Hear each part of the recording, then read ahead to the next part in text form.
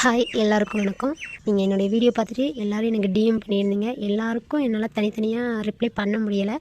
அதனால தான் இந்த வீடியோ போட்டிருக்கேன். எல்லோரும் எப்படி கேட்டிருந்தீங்கன்னா, எப்படி படிக்கணும், எதை படிக்கணும், ஸ்கூல் புக்ஸ் படிக்கணுமா, அவுட் சோர்ஸ் தான் கண்டிப்பாக போய் ஆகணுமா, மேத்ஸ்க்கு எந்த யூடியூப் சேனல் ஃபாலோ பண்ணீங்க, நீங்கள் எத்தனை வருஷம் படிச்சிங்க, செல்ஃப் ஸ்டடியாக எல்லாம் கிளாஸ் எதுவும் போனீங்களா, அந்த மாதிரி எல்லாம் கேட்டிருந்தீங்க. அதை இந்த வீடியோவில் நான் சொல்கிறேன்.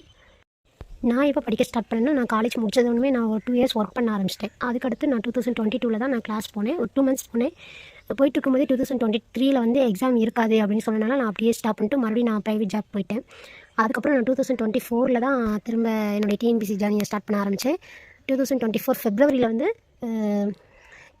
ஸ்டார்ட் பண்ண ஆரம்பிக்கும் போது ஜூலையில் எக்ஸாம்னு சொல்லியிருந்தாங்க. என்னால் அப்போ அந்த குறிப்பிட்ட டைமுக்குள்ளே வந்து என்னால் ஓவரால் சிலபஸ் வந்து கவர் பண்ண முடியலை. ஜிகேலாம் ரொம்ப ரொம்ப கம்மியாக தான் படிச்சிருந்தேன். பேசிக்ஸ் கூட ஃபுல்லாக நான் படித்து முடிக்கலை. தமிழ் வந்து குரூப் 4 பொறுத்த வரைக்கும் 100 மார்க்ஸ் அப்படிங்கிறனால நான் அதுக்கு ரொம்ப இம்பார்ட்டன்ட் கொடுத்தேன். அப்போ புக்ஸ் ஃபுல்லாக படிக்க முடியல. 10th வரைக்கும் நான் வந்து என்னால் எவ்வளோ முடியுமோ அப்போது அந்த ஒரு 3-4 மந்த்ஸ்க்குள்ளே நான் என்னால் படிக்க முடிஞ்ச அளவுக்கு நான் புக்ஸ் மட்டும் கவர் பண்ண ஆரம்பிச்சிட்டேன். அப்போயும் நான் வந்து 153 கொஸ்டின் போட்டிருந்தேன். அது வந்து போன டைம் கொஸ்டின் வந்து ரொம்ப ஈஸி அப்படிங்கிறனால என்னால் கட் ஆஃப் வந்து ரொம்ப அதிகமாக இருந்துச்சு. அதனால் என்னால் கிளியர் பண்ண முடியலை. இந்த டைம் நான் சேம் கொஸ்டின் தான் போட்டிருக்கேன். இந்த டைம் நான் ஏன் கிளியர் பண்ணேன், எப்படி கிளியர் பண்ணேன் அப்படின்னு நிறைய பேர் கேட்டிருந்தீங்க. சேம் மார்க் தான், எப்படி நீங்கள் கிளியர் பண்ணீங்க அப்படின்னு கேட்டிருந்தீங்க. ஆனால் போன கொஷினுக்கும் இந்த டைம் உள்ள கொஷினுக்கும் சிலபஸ்க்கும் ரொம்ப டிஃப்ரெண்ட் இருக்குது தமிழை பொறுத்த வரைக்கும். அதனால தான் இந்த டைம் 153 கொஷின் அப்படிங்கிறதே அதிகம் தான். ஏன்னா தமிழ் தான் நமக்கு வந்து மார்க்கை ஏற்றி கொடுக்குறதும் நம்மளை வந்து கீழே தள்ளி விடுறதும் தமிழ் தான். நம்ம தமிழுக்கு நம்ம எவ்வளோ இம்பார்ட்டன்ட் கொடுத்து எவ்வளோ நேரம் படிக்கிறோம், தமிழில் எதை படிக்கிறோம் அப்படிங்கிறத பொறுத்து தான் நமக்கு வந்து மார்க் வந்து அதிகமாக வரும். இப்போ முடிஞ்சதுமே நான் அதுக்கடுத்து ட்ராப் பண்ணலை. அதுக்கடுத்து குரூப் 2க்கு படிக்க ஆரம்பித்தேன் கண்டினியூவாக. 2 மந்த்ஸ் கேப் இருந்துச்சு. செப்டம்பரில் எக்ஸாம் இருந்தனால அதுக்கு வந்து நான் படிக்க ஆரம்பித்தப்போ நான் அப்பயுமே தமிழ் தான் ரொம்ப இம்பார்ட்டன்ட் கொடுத்து படித்தேன். ஜிகேக்கு வந்து பெருசாக படிக்கனால ஜிகேக்கு வந்து கொஞ்சம் இம்பார்ட்டன்ட் கொடுத்துருக்கோம். அதனால் எனக்கு வந்து அதில் ஸ்கோர் ஆகலை. அடுத்து 2025 எக்ஸாம் சொன்னோடனே நான் நிறைய ப்ரிப்பேர் ஆக ஆரம்பித்தேன். டெஸ்ட்டு வந்து நிறைய போட்டு பார்க்கணும். நான் அப்போயே வந்து மைண்டில் ஃபிக்ஸ் பண்ணிட்டேன். அதுக்கேற்ற மாதிரி நான் நிறைய டெஸ்ட்டு போட்டு பார்த்தேன். டெலகிராம் வந்து நீங்கள் யூஸ் பண்ணிக்கோங்க டெஸ்ட்டு போட்டு பார்க்குறதுக்கு. அதில் நிறைய ஃப்ரீ டெஸ்ட் இருக்கும். நிறைய யூடியூப் சேனல்லேருந்து நம்ம நிறைய டெலகிராம் பேட்ச் வந்து ஓப்பன் பண்ணியிருப்பாங்க. நம்ம அதை ஃபாலோ பண்ணோம்னா நிறைய டெஸ்ட் போட்டு பார்க்கலாம். நான் வந்து தமிழை பொறுத்த வரைக்கும் நியோ டிஎன்பிஎஸ்சி அப்படிங்கிற அந்த அண்ணாவை நான் வந்து ஃபாலோ பண்ணேன். அவங்க வந்து நல்ல கிளாஸ் எடுப்பாங்க. லைவ் கிளாஸ்லாம் அட்டன் பண்ணுங்க. அதில் வந்து நம்ம டவுட்ஸ்லாம் கிளியர் பண்ணிக்கலாம். அவங்களுடைய கொஷின்ஸும் ரொம்ப நல்லாயிருக்கும். அவங்க வந்து நிறைய டிஃப்ரெண்ட் கொஷின் மற்ற அகாடமி எப்படி இருக்குன்னு தெரியல. ஆனால் அவங்களோட இவங்க வந்து கொஸ்டின் அந்த மெத்தடை வந்து நிறைய டிஃப்ரெண்ட்டாக எடுப்பாங்க. அதனால தான் நான் அவங்கள மெயினாக ஃபாலோ பண்ணேன். இந்த டைம் எனக்கு தமிழில் ஸ்கோர் ஆனதுக்கு அந்த அண்ணா தான் மெயின் ரீசன் சொல்லலாம். இங்கே தமிழுக்கு வந்து ஏதாவது ஒரு யூடியூப் சேனல் ஃபாலோ பண்ணணும், அது எதுன்னு கேட்டிங்கன்னா நான் வந்து சஜஷன் பண்ணுவேன். நியோ டிஎன்பிசி அப்படிங்கிறது அவங்களோட யூடியூப் சேனல். அதை வந்து நீங்கள் ஃபாலோ பண்ணிக்கோங்க. இப்போ தமிழ் வந்து நீங்கள் எப்படி ஸ்டார்ட் பண்ணணும் அப்படின்னா, சிலபஸை கையில் எடுத்துக்கோங்க. அதில் ஃபஸ்ட்லேருந்து ஒரு டைம் எல்லாத்தையும் நீங்கள் ரீட் பண்ணிவிட்டு அந்த சிலபஸில் உங்களுக்கு எதெல்லாம் கஷ்டமாக இருக்குதோ அதை வந்து இப்போ ஸ்டார்டிங்லேயே படிக்க ஆரம்பிச்சிருங்க. இப்போ இதுதான் நம்மளுடைய குரூப் 4 சிலபஸ்ஸு. இப்போ இதில் பார்த்திங்கன்னா படிக்கிறது எதெல்லாம் படிக்கிற டாபிக்ஸோ அது தனியாக எழுதியிருக்கேன். அப்புறம் எதெல்லாம் புரிஞ்சு படிக்கிற மாதிரி இருக்குமோ அந்த இதெல்லாம் தனியாக இருக்குது. இந்த மாதிரி நீங்கள் தனியாக எழுதிக்கோங்க. இப்போ வந்து பிரித்தெழுத சேர்த்தெழுத அப்படின்னு பார்த்தா இது வந்து நம்ம படித்து தான் கண்டிப்பாக நம்ம வந்து போட முடியும். ஆனால் இது வந்து இப்போ வந்து புணர்ச்சினா அது கண்டிப்பாக நம்ம புரிஞ்சுக்கணும். சிலபஸில் வந்து புணர்ச்சி விதியும் தனியாக இருக்காது. ஆனால் இது எதுக்கு யூஸ்ஃபுல்லாக இருக்குன்னா அந்த பிரித்தெழுத சேர்த்தெழுத எப்படி வந்து நம்ம போடணும் அப்படிங்கிறதுக்கு வந்து இது யூஸ் ஆகும். இப்போ அதுக்கடுத்து இந்த நிறுத்தல் குறியீடு இதெல்லாம் நம்ம எப்படின்னா நம்ம வந்து புரிஞ்சு தான் போட முடியும். இது வந்து படிக்கிற மாதிரி இருக்கும். ஆனால் புரிஞ்சுக்கிட்டால் தான் டிஎன்பிசி கேட்குற கொஸ்டின்ஸ்க்கு வந்து நீங்கள் எப்படி எழுத முடியும் அப்படின்னு இருக்கும். ஏன்னா இப்போ டிஎன்பிசி எப்படின்னா நீங்கள் வந்து இப்போ ஒரு டாபிக் எடுத்து படிக்கிற இப்போ ஓரெழுத்து மொழி அப்படின்னு இருக்குன்னா இது நீங்கள் படிக்கிறீங்கன்னா நீங்கள் படித்த மாதிரியே டிஎன்பிசி கேட்க மாட்டாங்க. அவங்க வந்து அதையே கொஞ்சம் டெஸ்ட் பண்ணி கேட்பாங்க. அப்படிங்கிறப்போ நீங்கள் படித்த கொஸ்டின்ஸே உங்களுக்கு வந்து அது வேறு மாதிரி தெரிஞ்சு நீங்கள் அதை கரெக்டான ஆன்சர் பண்ண முடியாத அளவுக்கு போயிடும். அதனால் நீங்கள் புரிஞ்சு படித்தாதான் இந்த டாப்பிக்கில் நீங்கள் புரிஞ்சு படித்தாதான் கண்டிப்பாக நீங்கள் இதுக்கு ஆன்சர் பண்ண முடியும். இந்த மாதிரி நீங்கள் தனியாக போட்டு எழுதிக்கோங்க. இது வந்து உங்களுக்கு அதை நீங்கள் எப்படி படிக்கணும் அப்படிங்கிறதுக்கு யூஸாக இருக்கும். இதுதான் என்னுடைய நோட்ஸ். தமிழுக்கு மட்டுமே நான் 2-3 நோட்ஸ் போட்டிருப்பேன். ஏன்னா இப்போ இருக்க சிலபஸை பொறுத்த வரைக்கும் தமிழ் வந்து ஒரு புக்கில் உள்ளது. ஸ்கூல் புக்கை மட்டும் படித்தா கண்டிப்பாக ஸ்கோர் பண்ண முடியாது. ஏன்னா சிலபஸ் வந்து அவங்க வேறு மாதிரி எடுக்க ஆரம்பிச்சிட்டாங்க. கொஸ்டின் எல்லாம் அப்படி தான் இருக்கும். கண்டிப்பாக நீங்கள் வந்து ஸ்கூல் புக்கை தவிர்த்துட்டு அவுட் சோர்ஸ் போய் தான் ஆகணும். ஸ்கூல் புக்கில் வந்து திருக்குறளை வந்து நீங்கள் ஸ்கூல் புக்கில் படிக்கலாம். 20 டாபிக் திருக்குறளில் இருக்குதுன்னா அந்த 20 குறளையும் நம்ம எல்லாமே படிச்சிருக்கணும். அது போக புக்ஸில் புக் பேக்கில் இருக்கிற திருக்குறளையும் நீங்கள் படிச்சுக்கணும். அதுக்கு வேணால் புக்ஸ் யூஸ் ஆகும். மற்றபடி நீங்கள் இலக்கணம் வந்து பேசிக்காக இருக்கிறது நிறைய பேருக்கு இலக்கணம் வந்து புரியாது. அவங்களுக்கு புக்ஸில் வந்து இருக்கிற இலக்கணம் வந்து பேசிக்காக இருக்கிறனால நமக்கு வந்து அதை பார்த்தீங்கன்னா உங்களுக்கு ஓகே. இலக்கணத்துக்கு மட்டும்தான். மற்றபடி நீங்கள் புக்கில் உள்ளதெல்லாம் நீங்கள் படிக்க வேண்டாம். ஃபஸ்ட்டெல்லாம் அப்படி படிக்கணும். ஆனால் இப்போ இருக்க தேவையில்ல. அந்த தலைவர்கள் கொடுத்துருப்பாங்க. அந்த யூனிட் 7ல் கொடுத்துருப்பாங்க. அந்த தலைவர்கள் மட்டும் நீங்கள் புக்கில் இருக்கிறத மெயினாக எடுத்து படிக்கணும். அது இல்லாமல் அவங்க டீட்டெயிலாக வேறு எங்கே இருந்தாலும் நீங்கள் அதையும் படிச்சுக்கணும் கண்டிப்பாக. பிரித்தெழுதுக, சேர்த்தெழுதுக, மயங்கொலி பிழை, ராலா வேறுபாடு, இந்த இதெல்லாம் நீங்கள் கண்டிப்பாக அவுட் சோர்ஸ் தான் போய் ஆகணும். அதுக்கு நிறைய புக்ஸ் வந்துருச்சு.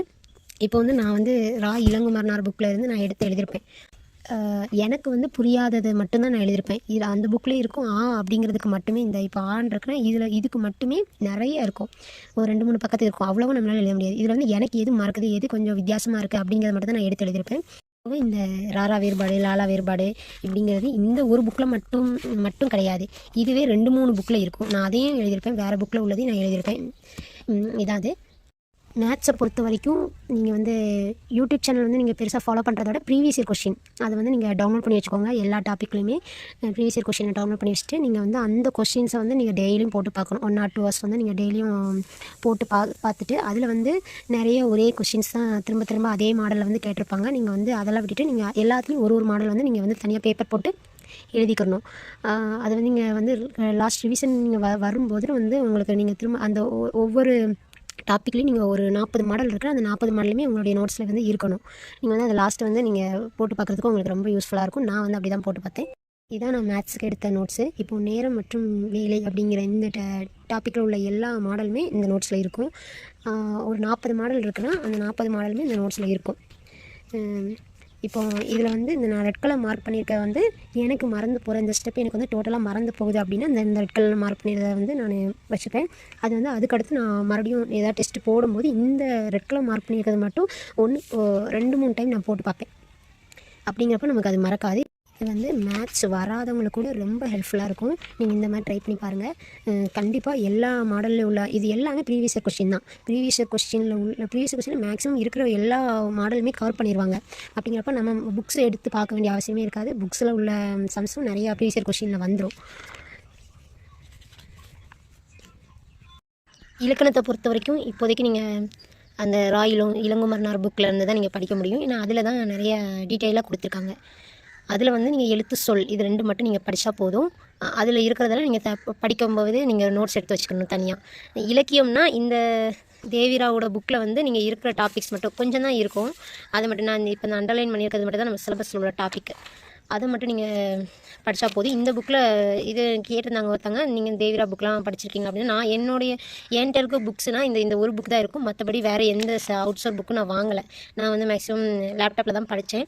அப்புறம் யூடியூப் டெலிகிராமில் வந்து ஃபாலோ பண்ணிப்பேன். அதில் தான் டெஸ்ட்டும் போட்டு பார்த்தேன். இப்போ நீங்கள் இந்த தேவிராவோட புக்கு வந்து நீங்கள் உங்களுக்கு எதுக்கு யூஸ் ஆகும்னா இந்த மாதிரி தலைவர்கள் இருப்பாங்க, பாரதிதாசன் கவிஞர்கள் அவங்களாம் இருப்பாங்க, விவேசா இவங்கெல்லாம் இருப்பாங்க. அதுக்காக இந்த புக்ஸ் யூஸ் பண்ணிக்கலாம். கொஞ்சம் வந்து அவங்கள பற்றி கொஞ்சம் டெப்த்தாக கொடுத்துருப்பாங்க. மற்றபடி இந்த புக்கில் வந்து இப்போ இருக்கிற சிலபஸ்க்கு வந்து பெருசாக நீங்கள் படிக்கிற மாதிரி இருக்காது. இந்த புக்கு நீங்கள் வாங்கணும்னா அவசியம் இல்லை. நீங்கள் வந்து PDF டவுன்லோட் பண்ணிவிட்டு, ஏன்னா கொஞ்சம் கம்மியாக தான் இருக்கும் சிலபஸ் வைஸ், அதனால் நீங்கள் டவுன்லோட் பண்ணிவிட்டு நீங்கள் அதை மட்டும் படித்தா போதும். அதுக்கப்புறம் கலைச்சொல் கேட்டிருந்தீங்க. கலைச்சொல் வந்து இப்போ புக்கில் இருக்கிறது வந்து ஒரு 2 கொஸ்டின்ஸ் கேட்குறாங்க, அவ்வளோதான். மீதி 8 கொஸ்டினும், ஏன்னா 10 கொஸ்டின் கலைச்சொற்கள், மீதி 8 கொஸ்டினுமே அவங்க வந்து அந்த அவுட் சோர்ஸ்லேருந்து கேட்குறாங்க. அது வந்து ஒரு 1500 சம்திங் இருக்குது. இப்போ அவ்வளோ பக்கம் இருக்குது. அவ்வளோவும் நம்மளால் ஃபுல்லாக படிக்க முடியாது. அதனால் நீங்கள் அதை படிக்கணுமானா ஏன்னா போன குரூப் 4 தான் சிலபஸ் சேஞ்ச் பண்ணாங்க. இந்த மாதிரிலாம் அவுட் சோர்ஸ்லேருந்து கேட்பாங்களா அப்படின்னு எங்களுக்கே தெரியாது. அப்படின்னா நாங்களும் அதை படிக்கவே இல்லை. அது எப்படினாலும் நீங்கள் பொறுத்துக்க அதில் வந்து நீங்கள் கரெக்டாக கிளிக் பண்ணிடலாம். மற்றபடி சிங்கிளாக கேட்கும்போது மட்டும்தான் உங்களுக்கு கன்ஃபியூஸாக இருக்கும். நீங்கள் வந்து இது வந்து உங்களுக்கு டைம் இருந்துச்சுன்னா நீங்கள் அந்த கலைச்சொற்கள் வந்து அந்த 1500 சம்திங் அந்த பேஜ் நீங்கள் படிக்கலாம். மற்றபடி நீங்கள் அதுக்கு ஃபுல் எஃபோர்ட் போட வேண்டாம். பழமொழி 400 முன்றுரை அறையினார் அவர் எழுதிய ஒரு புக்கே தனியாக இருக்குது. அந்த புக்கில் இருந்தால் இப்போ கேட்க ஆரம்பிச்சிட்டாங்க. இப்போ வந்து இது வந்து கொஞ்சம் ரீசெண்டாக ப்ரீவியஸ் இயர் கொஸ்டினில் கூட இந்த கொஸ்டின்ஸ்லாம் கேட்டிருக்காங்க. அதுலேருந்து கொஞ்சம் எடுத்து எழுதுனா அந்த புக்கில் உள்ளதை இதை எடுத்து எழுதியிருக்கேன் நான். எனக்கு வந்து கொஞ்சம் அதை எனக்கு வித்தியாசமாக இருக்கிறது மட்டும் நான் எழுதியிருக்கிறேன். இந்த மாதிரி நீங்கள் எழுதிக்கோங்க. பார்த்தீங்கன்னா இதெல்லாம் ப்ரீவியஸ் இயர் கொஸ்டினே கேட்டிருக்காங்க. 2 வருஷத்துக்கு முன்னாடி உள்ள கொஸ்டின்ஸே இப்படி கேட்டிருக்காங்க. இந்த மாதிரி தான் இப்போ ரீசெண்டாக கேட்டுட்ருக்காங்க. இறைதோறும் ஊரும் கிணறு அப்படிங்கிறது அப்படி கேட்டுட்டு இது வந்து எதுக்கு வந்து கம்பேர் பண்ணுற மாதிரி இருக்குது அப்படின்னு அந்த கொடுக்க போயிருக்கும். இப்போ ரீசெண்டாக கூட ஒரு கொஸ்டின் கேட்டிருந்தாங்க, தனிமரம் காடாதல் இல்லை அப்படின்னு சொல்லிட்டு ஒரு கொஸ்டின் கேட்டிருந்தாங்க. அது பாருங்க நான் எழுதியிருந்தேன். போன எக்ஸாமுக்கே நான் இது எழுதியிருந்தேன். அதனால் இந்த டைம் நான் வந்து கரெக்டாக போட்டேன். இது எல்லாமே இளங்குமரனார் புக்கில் உள்ள புணர்ச்சி விதிகள் தான். இது வந்து உங்களுக்கு எப்படி சேர்த்தது பிரித்தது எப்படி வந்து நீங்கள் எழுதணும், எந்தெந்த இடத்துல எப்படி யூஸ் பண்ணி இது வந்து சந்திப்பிலைக்கு உங்களுக்கு ஹெல்ப்பாக இருக்கும். ஓகே, உங்களுக்கு ஓரளவுக்கு ஒரு ஐடியா கிடச்சிருக்குன்னு நம்புகிறேன். இப்படி தான் நான் படித்தேன். அதனால் ஸோ உங்களுக்கு சொல்கிறேன், ஒரு ஒரு கைடு மாதிரி தான். மற்றபடி ஒவ்வொருத்தவங்களுக்கும் ஒரு ஒரு மைண்ட் செட் இருக்கும். அதுபடி படிங்க. ரொம்ப நேரம் படிக்கணும் அவசியம் இல்லை. அதை இம்பார்ட்டன்ட் மட்டும் மெயினாக படிக்கணும். அதுக்கு வந்து நீங்கள் எவ்வளோ டைம் ஸ்பெண்ட் பண்ணுறீங்க, அதை பொறுத்து தான் நீங்கள் ஸ்கோர் பண்ண முடியும். Okay, thank you all.